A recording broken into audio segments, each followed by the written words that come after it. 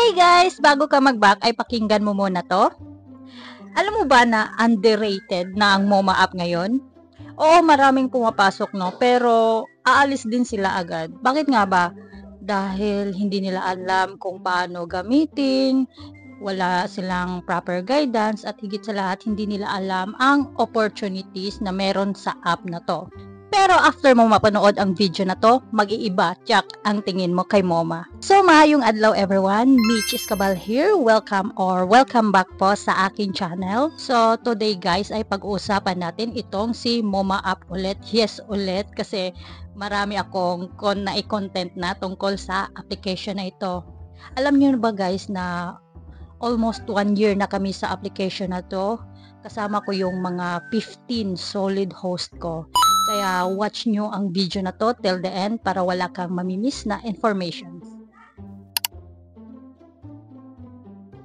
Para sa mga nalilito, dito sa MoMA guys, baliktad siya. Ang diamonds, ito yung parang virtual currency. Ginagamit pang send ng gifts, pang purchase, pang games. Sa madaling sabi, ito ang nagsisilbing coins dito at ito ang ipapa-recharge mo. Ito namang coins, ito ang ipunin mo para makapag-cash out. Baliktad dito sa MoMA. Payout method, via GCash, Maya, or bank. Daily cash out siya guys. Every 5 PM nyo po marireceive. Except lang po talaga kapag weekends. Minimum cash out is 500k coins. So, katumbas na yun ng $6. Ang taas ng minimum withdraw, pero ang baba ng rate.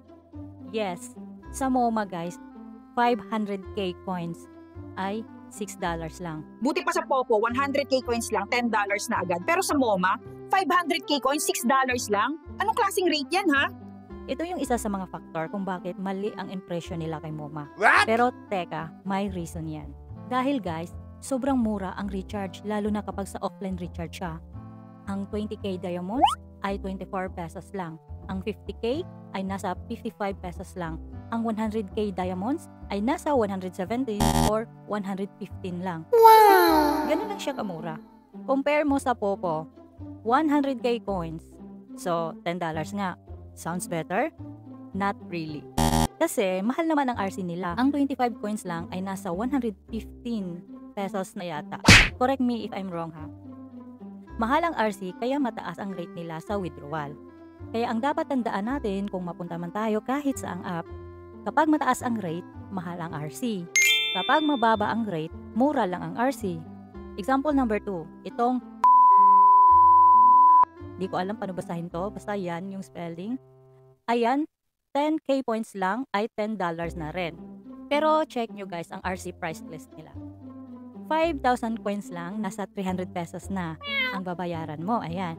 10,000 coins, nasa 600 pesos na. O, diba? Ganun yan. So, bago tayo magreklamo, mag-isip muna tayo at magmasid-masid sa mga bagay-bagay. Ang lahat ng applications kasi ay business yan guys, hindi charity. Kung tayong mga users hindi magpapalugi, paano pa kaya sila? Hindi ba kasi hindi iniintindi ang galawan ng app? Ayaw din mag-invest ng konting halaga para sa sarili nila kasi aasa lang sila palagi sa ayuda. Ganyan sila eh. Number 1 is may bonus pa rin kahit $0.5 lang ang income mo. So, ito yung daily target, which is the minimum is 800k points. Take note guys ha, points lang po yan. Kung newbie ka, wala ka pang gaanong friends, wala pang tutulong sa'yo. So, simple lang ang kailangan mong gawin para ma-hit mo ang target. Mag-recharge ka lang ng 100k diamonds, which is around 115 pesos lang yata yan or nasa 117 pesos. Then, gamitin mo ito sa lucky gift. Ibagsak lang sa sarili mo. Yes, pwede dito mag-self-gifting. Piliin mo yung elephant. Set mo ito sa times 999, then click send. After that, ilong press mo lang para mag-auto-click siya. And ayan, aabot ka na ng 800k points in no time. Then, diba, ang ipunin natin para makapag-withdraw is coins. Kapag naka 800k points ka using lucky gift, ang equivalent coins nito ay 40,000 coins. Bakit 40,000 lang? Dahil ang lucky gift ay may 5% conversion rate. Kaya mababa ang balik kumpara sa mga luxury gifts. Pero guys, ito ang may malaking tulong para sa daily target. And here's the bonus part. Kinabukasan, MoMA will give you an extra 40,000 coins as part of the system's daily payout. No need na i-claim, matik na po mag-a-add sa inyong mga wallet. Basta make sure naka 2 hours live lang po talaga kayo. So kahit walang nagbibigay sa'yo ng gift, tanging sarili mo lang, makakakuha ka pa rin ng 80,000 coins in total. 40,000 today plus 40,000 tomorrow. Kung gusto mong mas malaki ang kita mo, you can aim for higher daily targets. 2 million points. So you'll get 100,000 coins agad sa wallet mo. Plus 60,000 bonus coins kinabukasan. Dito naman tayo sa 5 million points, you'll get 250,000 coins agad, 110,000 coins sa next day. 10 million points, you get 500,000 coins agad, plus 230,000 kinabukasan. The more points you reach, the more coins you earn. Again, make sure po natapos nyo ang 2 hours live nyo para makuha ang mga bonuses. So, ibig sabihin, kailangan po mag-recharge araw-araw ng 117 pesos para lang ma-reach ang daily target? Logi naman. There is, hindi ka logi, lalo na kung sa Dauntless Agency ka sumali. Why? Isa sa mga pinakamagandang benefits ng Dauntless Agency ay ang daily points assistance. Halimbawa, na kapag 800 points ka today, kinabukasan bibigyan ka ng agency ng 400,000 free points. So, ang kailangan mo na lang abutin ay 400k points, which means 45 pesos worth of recharge na lang. Kung naka 2 million points ka today, bukas bibigyan ka ng 700,000 free points. So, 100k na lang na points ang kailangan mong iabot para ma-reach ang 800k points. Ibig sabihin, hindi mo kailangang gumastos ng malaki araw-araw. The agency helps cut your daily cost in half or more. Nice. Alam mo ba, yung ibang users, especially yung mahilig maglaro, kaya nilang abutin yung 2 million to 10 million points per day without even noticing. Kahit nga yung iba umaabot talaga ng 60 million. Lalo kung magaling sila sa mga games, yung mga spin, dice, mga draw, yung mga ganun. In fact, may mga users na umaabot pa nga ng 100 million per day dahil sa kakaspin nila. But remember guys dito sa MoMA, marami talagang ganyan na mga laro dito. Pero, swerte-swerte lang ang mga laro. May mga araw na panalo ka, pero may mga araw din na talo. So, please, play responsibly. Gamitin lang ang perang handa kang mawala. Kung feeling mo hindi mo kayang tapusin ang target, okay lang magpahinga. Huwag kang maghabol ng talo. Yan ang madalas na pagkakamali ng mga baguhan. Newbie Host Rank. Para sa mga baguhan, may sariling ranking system. Kapag top 10 ka, may reward ka kinabukasan. Kailangan lang maka 2 million points pataas. Number 2 is weekly top 100 event. Kahit bago o luma ka, pwede ka sumali. Kung makapasok ka sa top 100, may diamonds reward kang makukuha araw-araw. Bawat araw ay iba ang rate. Kung iipunin mo ay aabot ng up to 200k diamonds in 5 days. Hindi mo na kailangan mag-recharge ng malaki para sa next quota. Sa first week mo pa lang guys, dapat makakapasok ka na sa top 100 para next week ma-unlock mo na ito at makiklaim mo na yung mga free diamonds nito. Number 3 is mababa ang quota. 800k points lang. Hindi ito katumpas ng 800 pesos, 1,000 pesos as others think.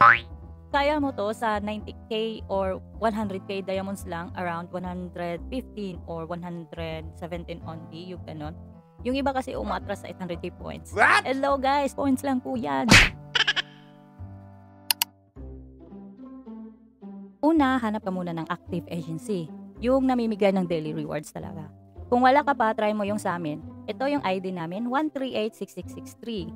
Again, 1386663. Ayan, ilagay mo lang yan doon sa live center. Next, mag-submit ka ng 2 minutes audition video.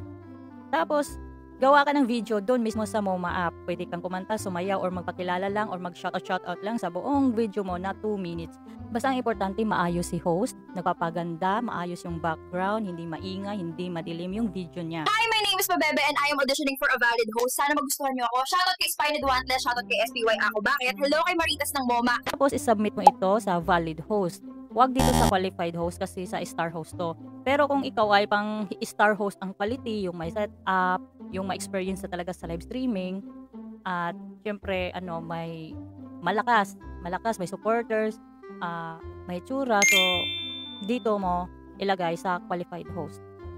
Pero kung gusto mo lang yung live na eme lang, so dito ka na lang sa valid host. I-submit lang ito sa weekday sa Monday to Friday. So kapag nakapasa ka na, pwede ka na mag-live ng at least 2 hours per day. So, ayan na guys, ngayon alam nyo na ha, dapat matalino lang dapat, strategic lang dapat, at higit sa lahat, huwag bastang maniniwala sa mga chismis. Alamin mo muna ang buong sistema. So, like and share this video para makatulong din sa ibang host na nalilito. And comment down below kung may tanong kayo or kung gusto nyong magpagay sa agency. And don't forget to subscribe para sa more tips and MoMA updates. See you in your first dash out. Bye!